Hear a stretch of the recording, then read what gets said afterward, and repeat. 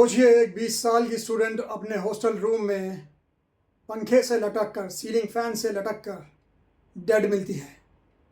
और उसके बाद जो कुछ हुआ उसने सिर्फ एक यूनिवर्सिटी को नहीं बल्कि दो देशों के बीच टेंशन क्रिएट कर दी। नमस्कार दोस्तों, मैं हूं वरुण और स्वागत है आपका क्राइम फाइल्स भारत पर। 17 फरवरी 2025 को भुवनेश्वर के Kalinga institute of industrial technology में प्रकृति लम्साल, जो नेपाल से आई थी और third year BTech computer science की स्टूडेंट थी, अपने हॉस्टल रूम में सीलिंग फैन से लटकी हुई मृत हालत में मिलती है। पुलिस ने पहले तो केस को सुसाइड बोला।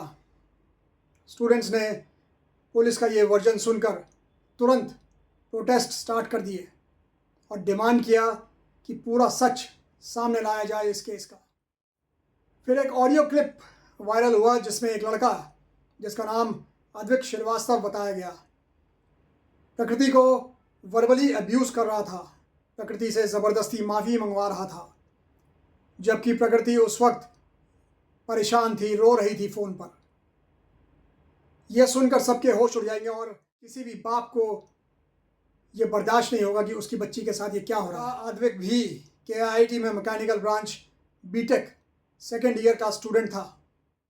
नेपाल से आए स्टूडेंट्स का कहना था कि प्रकृति ने यूनिवर्सिटी एडमिनिस्ट्रेशन के IRO डिपार्टमेंट यानी इंटरनेशनल रिलेशन ऑफिस में पहले भी इस अब्यूज़ की कंप्लेंट करी थी, लेकिन यूनिवर्सिटी एडमिनिस्ट्रेशन ने इस मामले में कुछ नहीं किया, प्रकृति की कोई मदद नहीं करी थी। जब यह ऑडियो वायरल हुआ तब सबके अंदर गुस्सा फूट पड़ा। लोग डिमांड करने लगे कि अद्विक श्रीवास्तव के अगेंस्ट स्ट्रिक्ट एक्शन लिया जाए। नेक्स्ट डे ही पुलिस ने अद्विक को भुवनेश्वर एयरपोर्ट से अरेस्ट कर लिया और उस पर अबैटमेंट टू सुसाइड यानी कि आत्महत्या के लिए मजबूर करने का केस लगाया गया। प्रकृति का पोस्टमार्टम एम्स भुवनेश्वर में करवाया गया था बाद में। उसके बाद उस बच्ची की बॉडी नेपाल भेज दी गई उसके घर।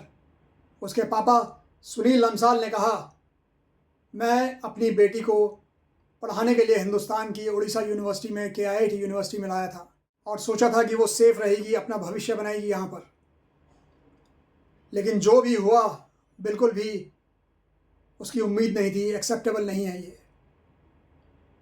जब यूनिवर्सिटी ने टाइमली एक्शन नहीं लिया तो नेपाली स्टूडेंट्स ने कैंपस के अंदर ही प्रोटेस्ट करना स्टार्ट कर दिया, वो भी पीसफुल तरीके से। लेकिन प्रोटेस्ट के जवाब में यूनिवर्सिटी ऑफिशियल्स ने स्टूडेंट्स पर फोर्स, उन पर ताकत का इस्तेमाल किया। सोशल मीडिया पे ऐसे वीडियोस वायरल हुए जिसमें सिक्योरिटी गार्ड्स और कुछ सीनियर ऑफिशियल्स स्टूडेंट्स को मारते हुए दिखाई दे रहे थे। देखिए ज़रा।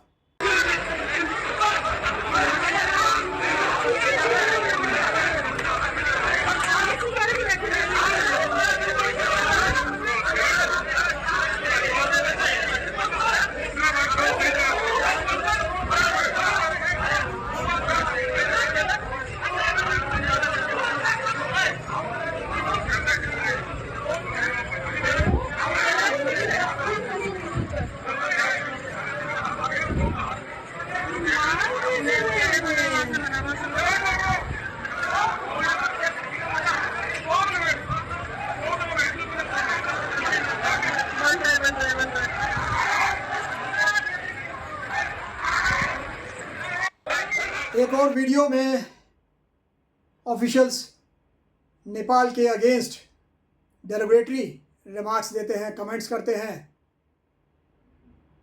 जिसमें एक ने तो ये तक कह दिया कि KIIT का बजट नेपाल के GDP से ज़्यादा है और ये महिला टीचर्स थी। ज़रा सुनिए, देखिए। उनका प्लान था हम लोगों को 40,000 बच्चों को मतलब खिला रहा है, पढ़ा रहा है फ्री में बिठा के। तुम्हारे कंट्री का उतना बजट होगा, उतना बजट होगा।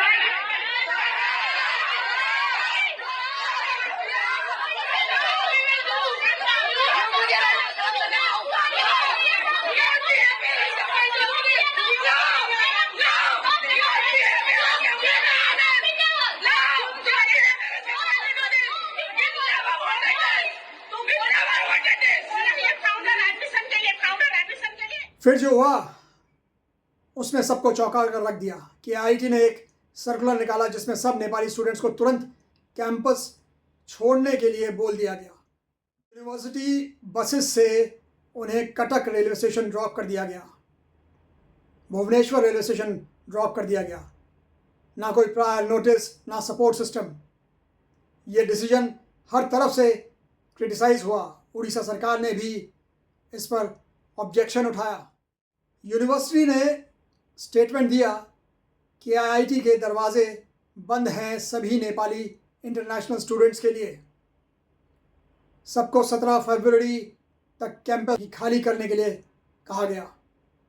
बहुत से स्टूडेंट्स तो कुछ समझ ही नहीं पा रहे थे बेचारे, सब कंफ्यूज और डिप्रेस्ड थे, क्योंकि सब लोगों ने प्रकृति की लाश को लटके हुए देखा अपनी आंखों से। पब्लिक आउटरीच भी था। तब उड़ीसा गवर्नमेंट ने 20 फरवरी को एक 3 मेंबर फैक्ट फाइंडिंग कमेटी बनाई, जिसको 3 चीज़ों को इन्वेस्टिगेट करना था: प्रकृति की मौत के सर्कमस्टांसेस, प्रोटेस्ट का मिस हैंडलिंग और नेपाली स्टूडेंट्स की forced eviction. Higher education minister Suryavanshi Suraj ने एडमिट किया कि यूनिवर्सिटी ने सरकार को टाइमली इन्फॉर्म नहीं किया। ये भी कहा कि कमेटी के फाइंडिंग्स के बेसिस पे लीगल एक्शन लिया जाएगा। पुलिस ने आद्विक के अलावा और 6 लोगों को अरेस्ट किया, जिनका नाम था Shibananda Mishra director general HR, Pratap Kumar Champutai director administration, Sudhir Kumar Rath director of hostels और 2 सिक्योरिटी गार्ड्स जोगेंद्र बेहरा और रमाकांत नायक। अलग अलग केसेस फाइल किए गए इनके ऊपर, एक प्रकृति की डेथ का और दूसरा प्रोटेस्ट के वायलेंट क्रैकडाउन का। जैसे जैसे कंट्रोवर्सी बढ़ती गई कि आईआईटी के कुछ ऑफिशियल्स ने माफ़ी मांगी, कुछ टीचर्स ने माफ़ी मांगी, जिसमें ये लेडीज़ टीचर्स भी थी। सुनिए ज़रा इन्होंने क्या कहा। I'm making this video to apologize for the statements I said on 16th night in the spur of the moment, and I want to communicate that whatever statements I had done, I said are mine and have nothing to do with any of the authority of KIT University. And if any of my statements has hurted the sentiment of my Nepali students or people of Nepal, I apologize for it sincerely. Faculty members Manjusha Pande, जिन्हें आप अभी देखा, जिनको आपने देखा भी, जिन्होंने नेपाल की इकोनॉमी पे कमेंट किया था, उन्होंने बोला कि वो बात गुस्से में बोली गई थी इनसे। अगर किसी नेपाली स्टूडेंट को बुरा लगा हो तो वो माफ़ी मांगती हैं। यूनिवर्सिटी ने 2 बड़े ऑफिशियल्स को सस्पेंड भी किया जो कंट्रोवर्शियल रिमार्क्स में शामिल थे। कि आईआईटी ने नेपाली स्टूडेंट से वापस आने की अपील भी करी और सेफ्टी का अश्योरेंस भी दिया, लेकिन तब तक काफ़ी डैमेज हो चुका था। नेपाल की सरकार ने वार्निंग दी कि अगर जस्टिस नहीं मिला तो उड़ीसा की यूनिवर्सिटीज़ के लिए नेपाली स्टूडेंट्स को NOC देना बंद कर देंगे वो लोग। नेपाल के PM KP शर्मा ओली ने भी पर्सनली इंटरफेयर किया और कहा कि उनकी सरकार डिप्लोमेटिक लेवल पर बात कर रही है ताकि इंडियन यूनिवर्सिटीज़ में उनके स्टूडेंट्स की सेफ्टी इंश्योर की जा सके। इंडियन एम्बेसी काठमांडू ने भी नेपाल को फुल कोऑपरेशन का प्रॉमिस किया। इस इंसिडेंट ने सिर्फ एक एजुकेशनल इशू नहीं बल्कि पॉलिटिकल मुद्दा भी बना दिया। उड़ीसा में कांग्रेस ने जुडिशियल इंक्वायरी की डिमांड की। बीजेपी, जो अब रूलिंग पार्टी है, उसने KIIT के फाउंडर अच्युता समंता को अरेस्ट करने की डिमांड करी। बीजेडी ने उल्टा बीजेपी पर ही ब्लेम लगा दिया। हर पार्टी के MLAs ने इस इंसिडेंट को कंडेम किया और स्ट्रिक्ट एक्शन की डिमांड मांगी। अब सबकी नज़र उड़ीसा गवर्नमेंट की कमेटी पर थी, जो रिपोर्ट देगी कि क्या हुआ था। लीगल प्रोसीडिंग्स भी चल रही हैं अरेस्टेड लोगों के अगेंस्ट। नेपाल की सरकार भी क्लोजली देख रही है कि इंडियन यूनिवर्सिटीज़ में नेपाली स्टूडेंट्स के राइट्स और सेफ्टी को लेकर क्या प्रोविजंस किए गए हैं, क्या पॉलिसीज़ बनाई जा रही हैं। ये पूरा केस ना सिर्फ एक स्टूडेंट की ट्रेजिक डेथ को स्पॉटलाइट में लाया, बल्कि इंडिया में इंटरनेशनल स्टूडेंट्स के ट्रीटमेंट पर भी एक बड़ा सवाल खड़ा कर गया। सोचिए दोस्तों कि एक लड़की, एक स्टूडेंट 20 साल की मात्र, जो अपने माता पिता से दूर, अपने देश से दूर दूसरे देश में पढ़ाई करने आई है, अपनी तकलीफ़ों के बारे में बार बार बोलती रही, लेकिन किसी ने उसकी तकलीफ़ें सुनी नहीं, गौर नहीं किया। और जब उसकी डेथ हुई उसके बाद सब जाग गए। अभी तक प्रकृति की मौत के एग्जैक्ट रीजंस का इन्वेस्टिगेशन चल रहा है, लेकिन बात बिल्कुल क्लियर है, उसके साथ जो हुआ वो पूरा सिस्टम की खामियां दिखाता है। सबसे बड़ा सवाल ये उठता है कि जब उसने पहले ही अब्यूज़ की कंप्लेंट की थी तो उस पर एक्शन क्यों नहीं लिया गया। किसी स्टूडेंट को सिर्फ तभी सीरियस लिया जाता है जब वो कुछ ऐसी अनहोनी घटना को अंजाम दे दे। ये केस भी यही दिखाता है कि हमारे एजुकेशन सिस्टम में ऐसे स्टूडेंट्स के लिए क्या प्रोटेक्टिव मैकेनिज़म्स हैं जो मेंटल प्रेशर या अब्यूज़ फेस कर रहे होते हैं। क्या कोई सेफ है जहां वो अपनी बात रख सके बिना डर के। क्या यूनिवर्सिटी लेवल पे ऐसे टूल्स हैं जो उनकी सेफ्टी इंश्योर कर सके। और सबसे ज़रूरी सवाल, फ्यूचर में ऐसी ट्रेजेडीज़ को कैसे रोका जाए। सिर्फ सिंपैथी के से काम चल जाएगा क्या। जब तक strong support system, complaint redressal mechanisms और अकाउंटेबल अथॉरिटीज़ नहीं होंगी, तब तक स्टूडेंट्स अनसेफ फील करते रहेंगे। सुनिए ज़रा इस वीडियो को, स्टूडेंट्स ने कैसे बताया कि वो कितना अनसेफ फील कर रहे थे। इसे भी तो हो सकता है ना। उस दिन मतलब अब घुस घुस के रूम में भी पीटे, बाहर भी पीटे, मोबाइल जो रिकॉर्डिंग कर रहा था उसका मोबाइल मतलब ले रहे थे, पूरा फॉर्मेट डिलीट करा दे रहे थे। तो उस रूम में घुस के बाउंसर सबको, और जहाँ पे था बस ले आके गेट पे खड़ा कर दे रहे थे, और डायरेक्ट बस में ला के 100 स्टूडेंट ये रेलवे स्टेशन पे भुवनेश्वर, 100 कटक पे, बरमुंडा स्टेशन पे, इधर उधर 100 150 की एक हॉस्टल तो यूनिवर्सिटी है, हॉस्टल में जाएंगे तो अभी मार दिया, अब हॉस्टल में जाएंगे तो फिर से मार देंगे, सबको डर है। तो सब हम लोग बाहर रहते हैं, बाकी तो भाग गए घर। तो क्या करने जाएंगे हॉस्टल में। तो हम हॉस्टल क्या सिक्योरिटी लोगों ने हाथापाई किया था, और भी कोई बाहर बाउंसर आए थे क्या? बाहर से भी आए थे, और सिक्योरिटी गार्ड भी थे, और टीचर भी थे, उसमें प्रोफेसर, सब मिल के मारे। मैं देखा हूँ आगे, मैं लास्ट में निकल रहा था, एक छोटा छोटा इतना करता था, एक गार्ड उठा के उसको दीवार पे ऐसे पटक के उसके बाद मारा है। मैं देखा हूँ आगे से। मोटा इसके अंदर आप सिक्योर्ड है या नहीं? नहीं, हम लोग नहीं है अभी, हम लोग इनसिक्योरिटी फील कर रहे हैं, पर हम लोग को फील नहीं हो रहा है। मतलब वो लोग बोल रहे हैं कि आओ कुछ नहीं हुआ, हम लोग कुछ नहीं होने देंगे, पर अंदर से हम लोग को लग रहा है कि क्या पता बाद में कुछ भी तो कर सकते हैं।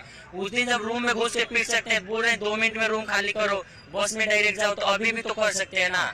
और गेट बंद करके एथी कर रहे, हॉस्टल से बाहर नहीं निकलने जाने दे रहे, डायरेक्ट बस में लाद के स्टेशन छोड़ दिए। तो पुलिस उनको थोड़ा भी डर नहीं है क्या। लड़की 200-300 लड़की वैसे ही छोड़ दिए, उनका बस नहीं है। बस का 100 मतलब एक मंथ का पूरा टिकट फुल है, तो उनके कहाँ से टिकट आएगा, कैसे जाएंगे। बस का इतना ज्यादा भाड़ा है, 1 लाख दे के बस बुक करके वो लोग गए, तो पैसा कहाँ से आएगा। प्रकृति के केस ने एक वेकअप कॉल दिया है, लेकिन अब डिपेंड करता है कि सिस्टम उस कॉल को सुनता है या फिर इग्नोर कर देता है, जैसे उसकी कंप्लेंट्स को इग्नोर किया गया था। दोस्तों, जब एक स्टूडेंट बार बार हेल्प मांगे और फिर कोई सुनवाई ना हो, तो गलती सिर्फ इंसान की या उस स्टूडेंट की नहीं होती, पूरा का पूरा सिस्टम फेलियर नज़र आता है वहाँ पे। KIIT के यूनिवर्सिटी में भी ऐसा ही कुछ हुआ इस केस में।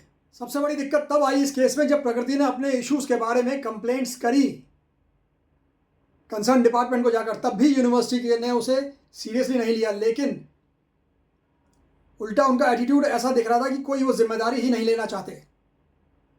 ये क्लियरली दिख रहा था कि कोई अकाउंटेबिलिटी और ट्रांसपेरेंसी जैसी बेसिक चीज़ सिस्टम के अंदर मिसिंग थी।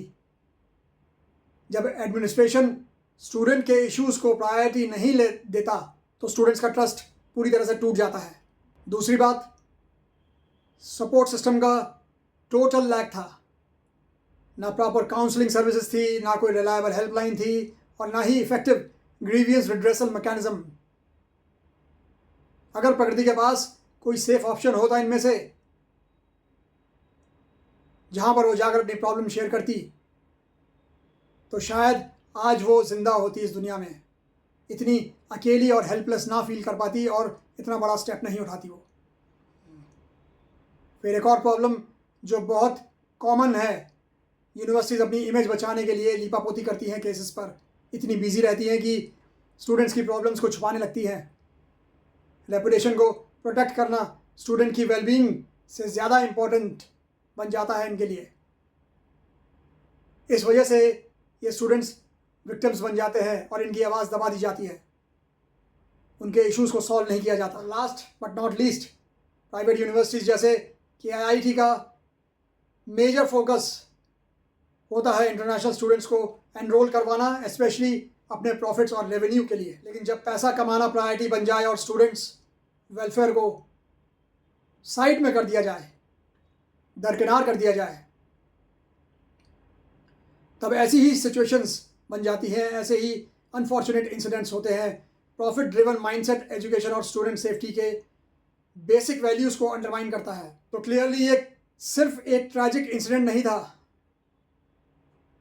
ये सिस्टम की फेलियर्स का रिजल्ट था, जिसका बर्डन एक 20 साल की इनोसेंट स्टूडेंट को उठाना पड़ा और जहां वो टूट गई। तो दोस्तों, ये था प्रकृति लामसान का केस जिसने 2 देशों की नींद उड़ा दी। आपकी क्या राय है इस केस के बारे में?